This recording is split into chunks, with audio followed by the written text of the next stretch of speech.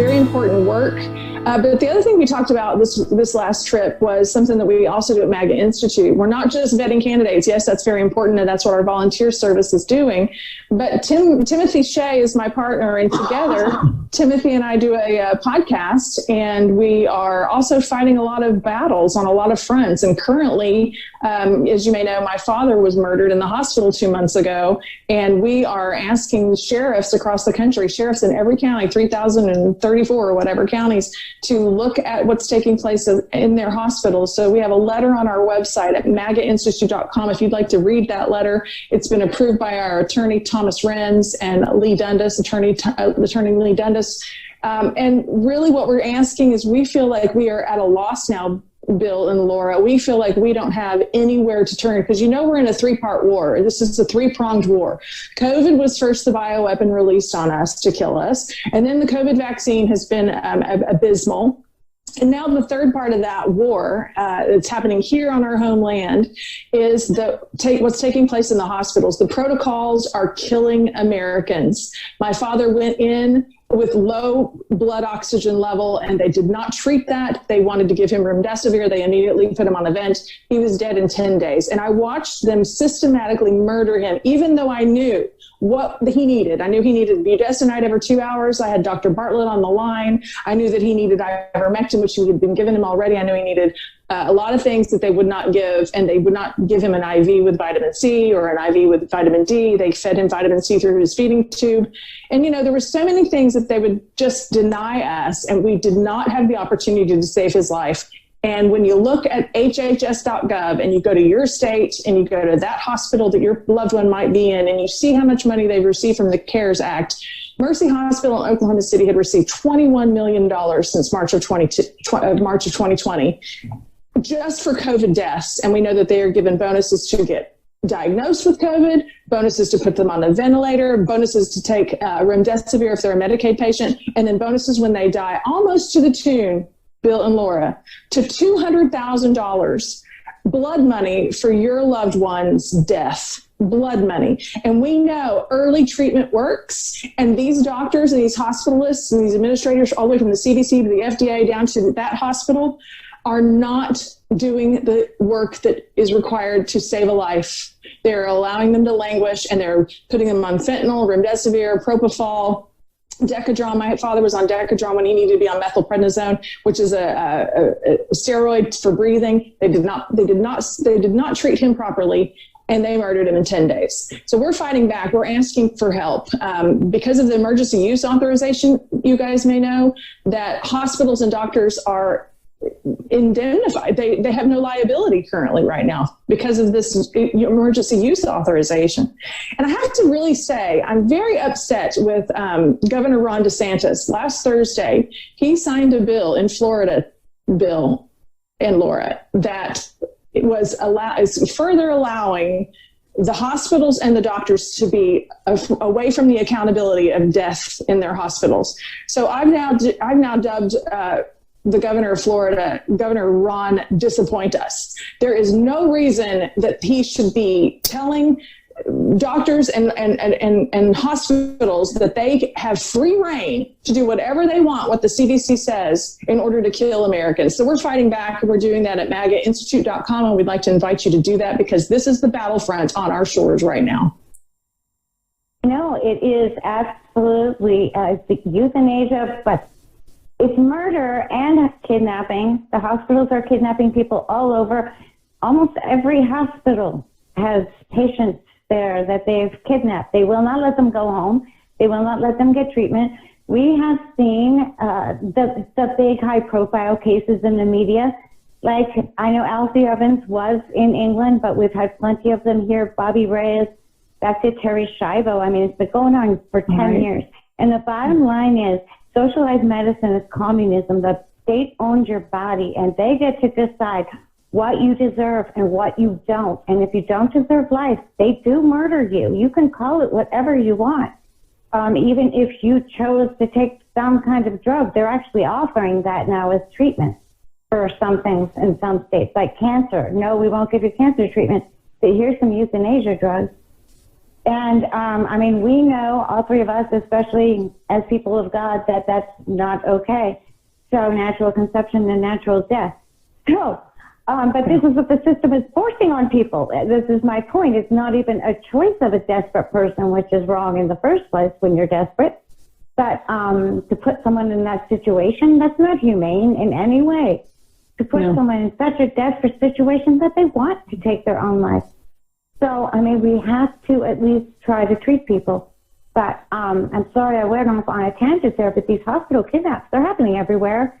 We've covered these before, some of the big ones, and I think a lot of my friends on social media have experienced this, especially in the past 2 years. One of my close friends, he was hospital kidnapped, and his wife went on social media. But, I mean, we probably all know someone if we're out there in the pro-life world. And so what about these people who don't even have anybody to tell their story or stand up for them? How many more is this happening to? So I apologize if I took that off on another tangent, but the hospital kidnapping is happening. They have too much power, and you don't have any say in your own care, and most of the time neither does your doctor. So what do we need to do about this? I'm so happy to hear that MAGA Institute is taking that on as well. I know that my viewers will be very interested in the MAGA Institute, even if you are not supporters of, President Trump or these other people, but just simply because they are working hard to fight this system of medical tyranny. I mean, because it comes down to the vax. If they can force one thing on you, they can force anything on you. And I know in my home county in California, I saw a couple of months ago, San Joaquin County, that sending your children to school on a vax day without specifically saying that they are not allowed to get it is a blanket authorization for any necessary medical care. I mean, it's tyranny. This is the school. Who's the school to determine that in the first place? Yeah, well, they've changed the meaning of the word law. All of a sudden, and I was just talking about this with a lawyer friend, and apparently the perception in some quarters is that an executive order has the strength and enforcement of a law, and it doesn't. It can. We're not under a monarchy. Yeah, exactly. And I love the way, Laura, you've been using the word kidnap because it's so real and it's so honest. I haven't heard, there are so many more serious implications of what's been happening to loved ones, like Brooke's father, that they overlook the very simple but very dastardly one that Laura Ingraham started bringing up recently, which is the brutal visitation policies. I mean, how they can keep somebody away who's ready to sign an indemnification waiver and go in and visit their parents, and if they get COVID and die from it, then, they would have absolutely no way to sue the hospitals. The hospitals and the churches, strangely, are mainly concerned and stayed closed and followed these mini tyrants' orders because they were worried about liability. And they don't want you to see what's going on in there. That's what it's about. I have a good friend who I will not name who works in all of these cases, even internationally. And her number one rule is never leave the patient alone. They should never, 24/7, because that's what's going on. You cannot trust the medical system. And so they're not allowing you in there on purpose for a reason they don't want you to see. Like the schools, they don't want us to see that the CRT is taking over, and they're really putting in cultural Marxism in the place of the simple 3 Rs. It's really terrible. But I really think it is a kidnapping. When you get taken away and kept from your family, that's a kidnapping. That's not to keep us safe. And they won't let you go home, and they won't let you have any choice in your treatment. Yes, it is a kidnapping. And well, this is the Holocaust on our shores. Certainly, homicide in the hospitals is our own Holocaust, and that's why we are urging sheriffs across the country, because we don't know where else to turn, Laura. There's no one else. I mean, the law, even in Oklahoma where my father was killed, the law there said there was no patient left alone. There was a new law called No Patient Left Alone Act. So I used that, and they go, oh no, that's only good for when it's not COVID related. Well, excuse me, Senator Bergstrom wrote that law, and it was brought up before the floor, and it was passed and signed by the governor only because of COVID. I mean, it only happened under COVID, time frame. So of course it was for COVID, but then the hospital somehow had some sort of backdoor, no, not during isolation, because of what the FDA says. So we were told my dad was in isolation for 21 days, no matter what. I had what do you got to get, an act of Congress in order to see your loved one? I had senator friends calling, and they kept telling me, oh, we've talked to the president. He says he's calling you. You've talked to the president of the hospital. He says he's calling me. Yes, we made sure that he was going to call you. This is my friends in the state Senate in Oklahoma. And I never got a phone call. I called the patient advocacy office, Laura, 10 times. I called 10 times. I never got a call back until after my father had died. So my father died on Friday morning. On Monday, the patient advocate called me. Her name was Michelle or Melissa. She was all chipper. She's like, hi, I'm Melissa. I'm here to help you. I'm the patient advocate from Mercy Hospital. I said, well, it's a little too late. He died on Friday. Why haven't I heard from you in 10 days? Oh, I was out with COVID. You were out with COVID? I asked, you are a hospital who's received $21 million to date from CARES Act of March of 2020. Are you telling me you're the only patient advocate in the whole system of Mercy Hospital up there in Northwest Oklahoma City? Yeah, she was the only one. They didn't have anybody replacing her. They didn't have anybody standing in for her, and she has no one else. One person, a patient advocate, who never called me back until my father was dead. And the reason I needed a patient advocate constantly was because they were not listening to us. They were not obeying what we wanted for my dad's care. They were not doing what we wanted. We were watching his records on a daily, constant, hourly level, constantly. After his labs would come back, we would read his BUN levels, his creatinine levels, his glucose levels. I knew they were dehydrating him, and they were killing him with the medication, and they would not listen to us. It was torture. The day that I knew my dad was dying, I knew he was septic, because we could get a video if we could get the nurse nice enough to send us the link. We'd have to call in to ask for the link so we could see. And reading all of the labs, I knew he was dying that day. I called the charge nurse. I said, can my mother come in and see my father because he's dying? She says, no. I said, you're telling me you will not let a compassionate visit take place for my mother for 1 hour today? My father is dying. No, we will not allow it. At 1:45 in the morning that night, Laura, we got the phone call from the doctor. It was a new doctor. We had never heard of this doctor before, but he called to tell my mom that dad was actively dying. And she says, well, we're coming up there. So my mom and I came, and then my siblings arrived, and that meant 4 of us in the room, and we were all in there, and they would let us stay for 1 hour, and then they came to tell us one of us has to leave unless we turn off all of the machines. One of us has to leave. Their policy was we had to euthanize our dad, or one of us leave. So of course my mom's not going to turn to one of her children and say, you have to leave while your father's dying so we can speed up this process. So we just delayed it as long as we could. My brother was saying, hey, I'll leave so you girls can stay. And my mom said, none of you are leaving. They are not going to force you out of here. They'll have to get the police in here to get you out of here. Now, after enough time went by, a few hours went by, my mom did find out that his brain activity had gotten down to 0. So she was going to let him expire. And once we did turn off the machines that were giving him the medication for his blood pressure, his heart did stop, and he died in 10 minutes after we turned off the machines. But let me tell you something. They came in and they called his death, and they never turned off the ventilator. We stood with his body for another 20 minutes with the ventilator still going, with a dead man lying there. We were having to listen to breath being pushed in and out of his body until one of us went over to the vent and turned it off. The nurse told us she didn't know how to turn it off. It was a button in the front. It was torturous to be in this hospital. It was torturous to be called Mercy Hospital and have no mercy. The Sisters of Mercy must be rolling in their graves who started Mercy Hospital 100 years ago. It's unbelievable what is happening in the nation's hospitals. It's torturous, it's macabre, and it's homicide in our faces. You know, the whole entire system is broken. I am so sorry to hear this story.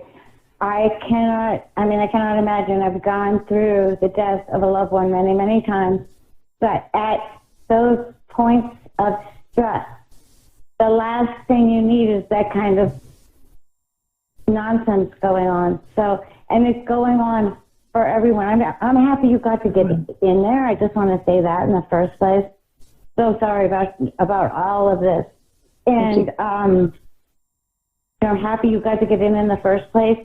But you can just see not just neglect, but it's just it's evil. It's evil and evil. There's no other way to say it.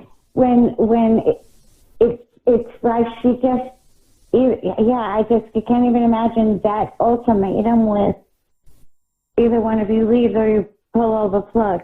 So and then they didn't pull the plug at all. And that's all hard enough, all while you're going through letting go of your dad.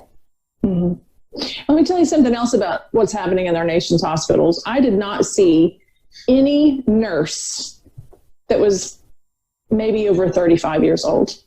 All of the old school nurses are gone, and they were pushed out with this vaccine mandate that took place last year. They were all pushed out. I didn't see one nurse that wasn't young and cute.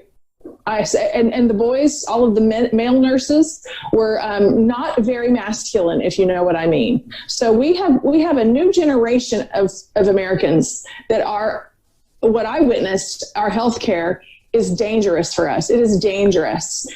All through his record, my dad's record, it said unvaccinated. So I want to know. In fact, tomorrow we're bringing Nurse Erin on our show at MAGA Institute, our podcast. Nurse Erin, who did the undercover work up in New York. Right. I want to know: are there different lists for how you treat a vaccinated patient versus an unvaccinated patient? Because besides the hatefulness already, they're already hateful.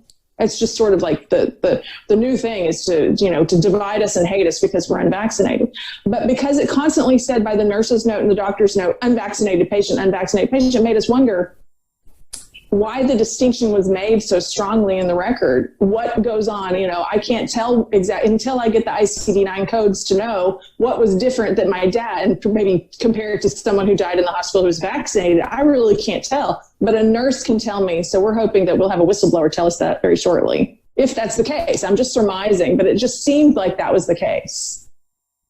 Oh, we're all feeling that vaccination was prejudice or definitely. I mean, I'm just trying to stay out of the medical system myself because of it.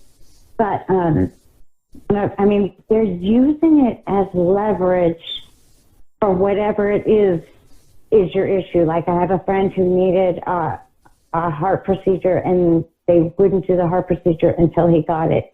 Okay. And we all know that it causes heart problems. So it's just so diabolical.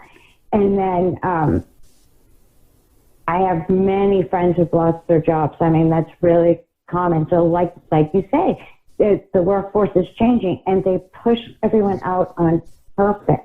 Yeah. So, I mean, we really are just facing, this is a spiritual war. And, well, I just want to try to put a bow on this. And that is that what happened with Brooke and her dad and her entire family was satanic and sickening.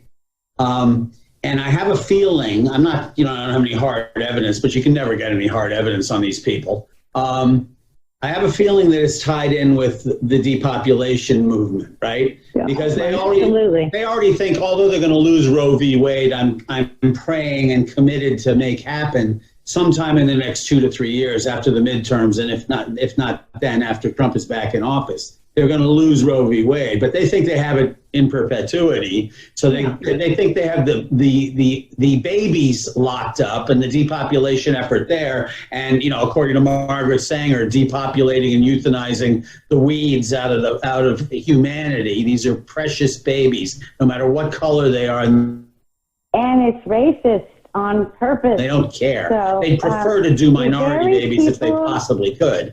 And then on the other end, yeah. much a shame that it's the very people that they claim they care about that they're killing off in all of these scenarios. Well, the older people are supposed to be so vulnerable. They didn't take care of, a la Cuomo and virtually every other, Governor Hairgel in California and Fat Boy Pritzker in Illinois. I mean, Whitless and, they all put sick COVID people back into the elder community, killing more people. So it's like they've got it covered at both ends. Pretty soon they start in on the middle. And it's just a continuation. And maybe this was just a fortuitous thing with this virus that had attacked the vulnerable and that satisfied their evil population. Maybe it was engineered into the virus itself. That's quite possible as well, because the comorbidity such a role. But I have a feeling it's just a continuum of death panels that they didn't succeed on. So they had to try again, right? So now all of a sudden, they're the most vulnerable. They're going to, I'm in the most vulnerable population that's possible, being a transplant recipient. And they gave me, this the state of North Carolina, in all their wisdom, had me last on the vaccination list. Now, it didn't matter. I wasn't getting one anyway. But the fact of the matter is, if they care so much about the vulnerable, we protect the vulnerable, we got to do that. It's nonsense. Everything they say, just figure out, flip it on its head, and know that they're doing the reverse. I did that with Obama very early. Everything he said, I reversed, and I was absolutely right, because that's what would occur. So I think you really need to take a bizarro view of these cultural and physical Marxists that are trying to destroy us and our country. Especially when it comes to their accusations. I mean, it's a confession now when they accuse someone of something. It's a confession of their own sin. Every time. It is. Thank you for listening to Part 2 of Medical Tyranny, Hospital Kidnap, and Murder from No Soul Left Behind with Laura Brockway. Stay tuned for Part 3.